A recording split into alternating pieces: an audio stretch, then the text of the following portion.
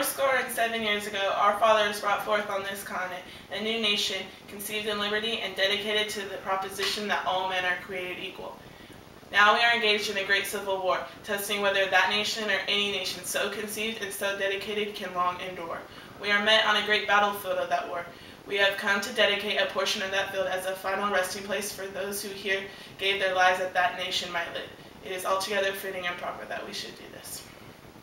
But in a larger sense, we cannot dedicate, we cannot consecrate, we cannot hallow this ground. The brave men, living and dead, who struggled here, have consecrated it far above our poor power to add or detract. The world will little note nor long remember what was said here, but it can never forget what they did here.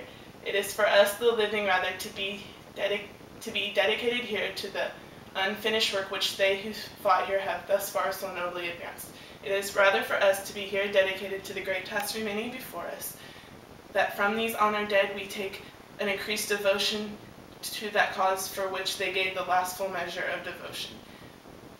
That we here highly resolve that these dead shall not have died in vain, that this nation under God shall have a new birth of freedom, and that government of the people, by the people, for the people shall not perish from this earth.